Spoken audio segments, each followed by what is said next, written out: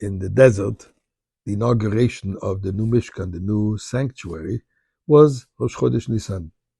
And every day, one of the heads of the tribes, the prince of that tribe, brought their daily sacrifices. And this was going on for 12 days. So the custom has been established that today, every day, we read the sacrifices, the offerings of this particular tribe and this particular Nasi.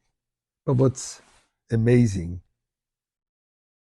this is recorded in the Torah in Parshas Nasi, in Bamidbar, but we see something odd. Every day is the identical offerings, are the identical animals, exactly the same thing that the first tribe Yehuda did the next one do, etc. Why repeating it over and over and over? Why not just saying that these are the sacrifices they brought, and day one so-and-so, day two so-and-so, day three so-and-so.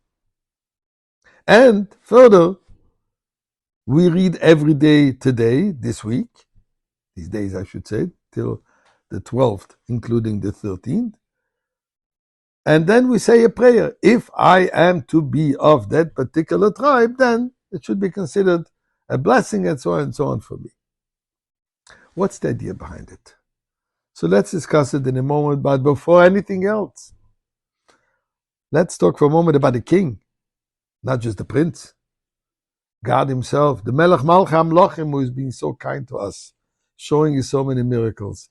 And we're praying, Eibishter, we want one miracle. In fact, the previous Rebbe was once told by somebody who, after greeting, it says, we should hear good news in plural. And the previous Rebbe told him, Ein besura aber der rechte. One news, but the right one. Because Galus, exile, is multitude, is pluralistic. Moshiach is one. So we want one good news, Geula. So let's say thank you to him, to God, that is. Mizmah l'soida rila den kol ha'otz ivdu es aden b'simcha b'ei lefana birnon aduk adenu elihim hu asane v'lo anach da'am b'tzay marisa b'ei shor b'soida chatzeroisa b'sila hoida lebach shemay kitoi v'adenoi le'lam chazdoi v'ader v'der emun asoid. Let's give some tzedakah and let me explain the idea. So basically there are two questions. Why repeating every day the same offerings? And what are we saying today? What does it have to do with us today? So first of all, we realize this is not a historical recounting of what they did then. Everything in Torah is real, and it's real today. As there is an old expression, Yomim Ele Niskorim V'Nasim. Those days are remembered and they are happening. Through remembering them, they happen. In other words, this which was accomplished in the past, or this which happened in the past at a certain day, assuming a yontev, a holiday, an event, whatever it is, by remembering it, in a sense, it is really happening, and we can accomplish this which was supposed to be, or with this which was accomplished then. So regarding the repetition of the same, outwardly they might look the same, but really they're each different. Every tribe has his particular way of serving Hashem. There are 12 corridors, just like coming out of Egypt. Kriyas Yamsuf, when the ocean split, it's split into 12 corridors. Every tribe walked his particular way of serving Hashem. As an example, Yehuda represents kingdom, submission. Yisachar represents the study of Torah.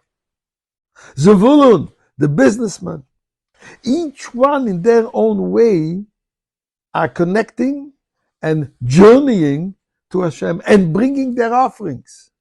In other words, although it's the same type and amount of animals, but the intent, the kavanah, the spiritual dimension, the personal involvement, the myself, as we have spoken, that every offering is give of yourself.